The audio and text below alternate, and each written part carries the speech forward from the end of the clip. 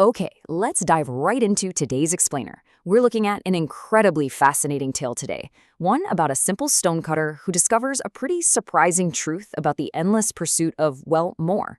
It's a classic story, but man, it perfectly captures the human condition. It hits on our relentless drive for status and the totally unexpected consequences of getting exactly what we wish for. It's an incredible journey that's going to take us from the base of a humble mountain all the way up to the cosmos and then right back again. But before we map out his journey, I want you to ask yourself a question. Just think about it for a second, because our protagonist's answer to this exact question is what launches him on this wild escalating ladder of power. It's the ultimate what-if scenario, right? If you knew there was a spirit dwelling in the local mountain, a spirit famous for helping people become rich and prosperous, would you seek it out? Or would you be a little skeptical? Well, our story begins with a guy who was very firmly in the skeptic camp. We start at the baseline with a really careful workman. He is perfectly happy just cutting gravestones and house slabs from a great rock in the side of a big mountain. He's got his simple tools, he knows exactly what kind of stones are needed for different jobs, and honestly, because he's good at what he does, he has plenty of customers. For a really long time, he is completely content. When people around town talk about this local legend, the wish-granting mountain spirit, he literally just shakes his head. He doesn't buy it at all. He asks for absolutely nothing better than what he already has. But then, well, everything changes. He makes a delivery to a wealthy home, and it suddenly sparks this deep envy in him. He sees this gorgeous bed with silken curtains and golden tassels, and he just has to have it. He looks around at all these beautiful things he'd never even dreamed of before, and suddenly his own daily work just seems harder. It feels heavier. He mutters to himself, "Oh, if only I were a rich man." And just like that, bam! The spirit transforms his modest little wooden hut into a stately palace, completely decked out with splendid furniture, and most importantly, that exact beautiful bed he was just envying. He hears this voice out of nowhere. "Your wish is heard. A rich man you shall be." And this magical phrase from the unseen spirit kind of becomes the rhythmic heartbeat of our whole story. At first, he looks around, doesn't see anybody, and just assumes his imagination is playing tricks on him. Actually, he just picks up his tools and heads home because he's too distracted to keep working. And that is exactly when he stumbles upon his new palace. Instantly, he's granted massive material wealth. He's beside himself with joy, and his old simple life is completely, and maybe a little dangerously, forgotten. But here's the thing about material wealth. The joy doesn't last long, especially when it's the dead of summer, the sun is just blazing, and your brand new palace doesn't exactly come with air conditioning. He's sweltering in the heat, totally bored without his daily work to do, and he peeks through his blinds. He sees a prince passing by, and this prince is riding in a carriage drawn by servants in blue and silver, guarded by men in scarlet and gold, and sitting right over his head is this beautiful golden umbrella to protect him from the heat. So naturally, the rich man instantly wishes for royal status. The spirit hears him, and boom, he gains the extravagant entourage. Now pay attention to how quickly human power fails here. It's fascinating.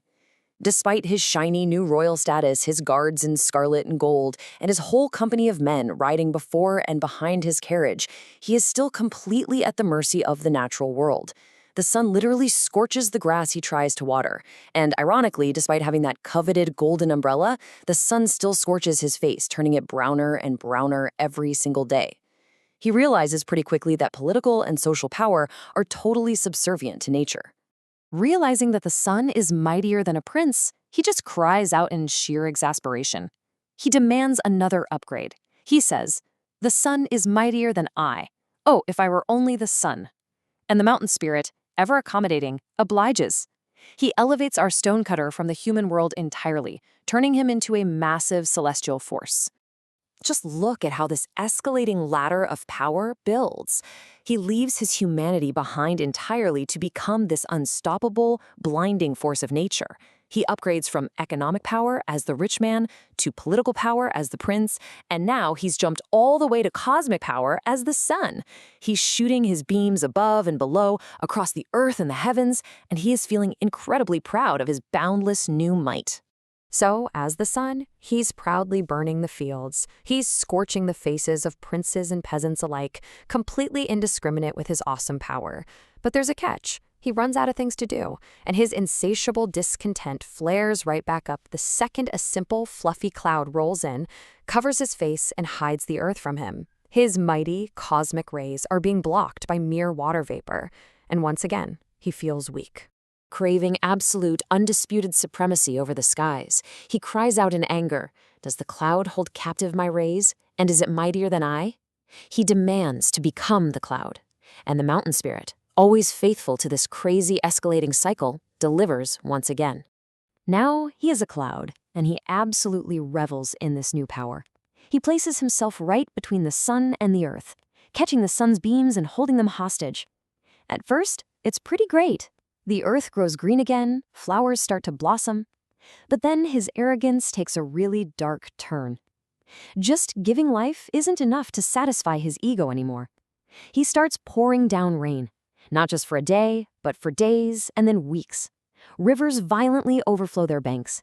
He recklessly washes away entire towns and villages, inflicting absolute devastation with the sheer, unrelenting power of the flood. But amidst all of this flooded destruction, as entire towns are just wiped off the map, he notices something amazing. One single thing remains completely unharmed. It's the great rock on the side of the mountain. It just sits there, entirely unmoved by the violent torrents of water. The cloud looks down and literally cries out in wonder at how resilient this thing is. Believing that the rock must be the ultimate absolute pinnacle of invulnerability, he makes his next wish. Is the rock then mightier than I? Oh, if I were only the rock! He glories in this massive, unyielding form that proudly ignores both the blistering heat of the sun and the devastating force of the rain. He finally thinks to himself with supreme, arrogant confidence, "This is it. This is better than all." But let's take a step back and think about the fatal flaw in every single one of these upgrades he demanded. It's a wild pattern. The rich man? He was bored and hot. The prince? Scorched by the sun. The sun? Blocked by a little cloud. And the cloud? Completely ignored by the rock. It didn't matter how high he climbed up the ladder. Every time he found a new level of power, a critical vulnerability immediately sparked a brand new, destructive desire. There was literally always something out there that could humble him.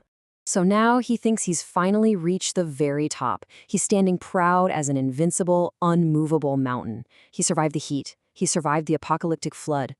But then, he feels something. A trembling feeling starts running all the way through his massive stone body. He hears the strange, rhythmic noise way down at his feet. Seriously, what could possibly be mightier than the rock? He looks down, and what does he see? A stonecutter. A mere child of the earth, just casually driving tools right into his surface. Even as the proud rock looks down, a massive block breaks off and crashes to the ground. The very thing he used to be is effortlessly dismantling his supposedly invincible body. It's the ultimate irony. Terrified and finally, completely humbled by the cyclical nature of power, he cries out in absolute wrath and panic, "Is a mere child of earth mightier than a rock? Oh, if I were only a man." He begs the spirit to just let him be human again. And the spirit grants his final, grounded request. So he returns to his old life. Once again, he's just a man, toiling in the sweat of his brow at his trade of stone cutting. His bed is hard again, his food is scanty. But you know what? The illusion of that endless upgrade treadmill is completely shattered. With a massive sense of relief, he finally learns how to just be satisfied with his lot in life. He doesn't long to be someone else or something else anymore. And because he stops asking for things he doesn't have and stops desiring to be greater than other people, he is finally happy. And he never hears the voice of the mountain spirit ever again. And this brilliantly illustrates our ultimate takeaway today. We always hear that the grass is greener on the other side, right? But the pursuit of absolute power is just an illusion that loops us right back to where we started. We spend so much time obsessing over the silken curtains of other people's lives that we totally forget the strength we already possess in our own two hands. So maybe it's time we stop searching for some magical mountain spirit to change our circumstances and start finding the profound strength and peace in simply being ourselves. Ask yourself, are your endless wishes blinding you to the reality of your own power?